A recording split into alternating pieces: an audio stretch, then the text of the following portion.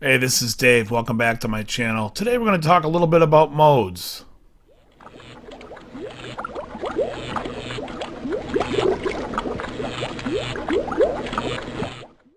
So one of the mysteries I think in the world is why so many guitar players are infatuated with knowing all the modes, the names, and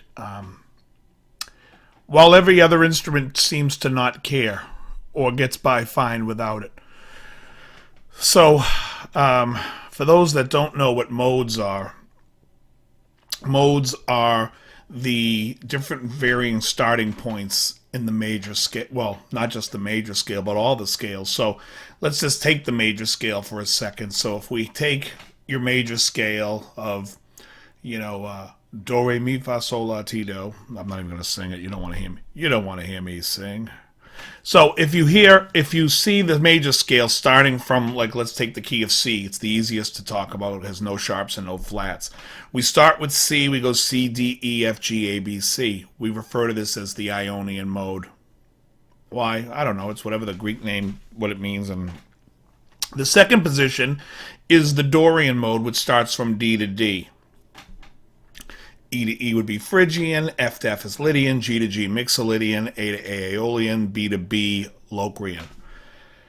So now this happens in all variances of the key. So in the major scale, if you have a C major, you could alter that scale by having what's called the C harmonic major, which is by flatting the six, and then you have 7 new modes. You could have the C double harmonic major, which flats the second and the sixth, and again, you have 7 different modes. You can go to the relative minor of C, which is A minor, and make it harmonic minor, and now you have 7 more modes. You can take the A minor again and make it melodic minor, and now you have 7 new modes. So there's modes in every position, but really all they are is different starting points in the key.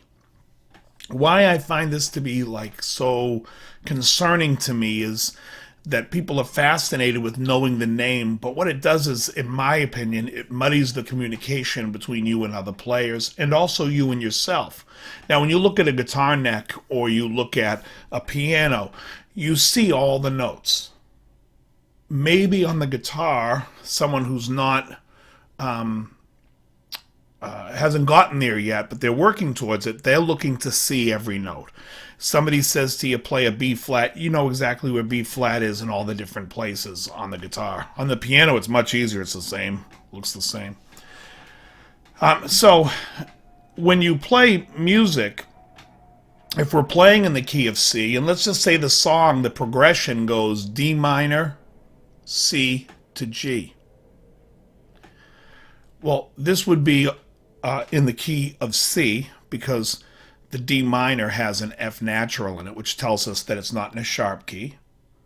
Second chord is a C with no sharps and no flats. And then the next chord is a G, which has a B natural, which tells us it's not in a flat key. So if we're not in a flat key, we're not in a sharp key, we're in the key of C. So to solo over this, if you were to write a melody or you're soloing, you could just tell the person, listen, solo in C and center on D. That's the tonal center of the song. To say D Dorian and then be like, well, that has a raised 6, it's now you're thinking and you're not just communicating and playing. When before you have the full fingerboard right there to look at, and when I get to the B, it's going to be natural. In D minor, which would be the relative minor to F, we have a B flat, which is the 6th. Here we have a B natural, so you could sit and look and say, as they do, well, it's a raised 6th. But when you're playing the instrument and you're looking at the actual notes you're playing, you're not thinking every time you see the B, oh, that's the 6th. What you're doing is you want to see the notes. And then the more you know the notes and what you can hear in your head, you now can communicate. You could still hit the B flat if you wanted to get that sound over the D minor chord and then switch to the B over the G. You have all that you can do. But the thing is, if you know the key and you know what you're playing, that's all you need to know. Well, some people will argue and say, well, the Lydian mode has a certain sound. Oh, so centering on the 4 of a scale has a certain sound.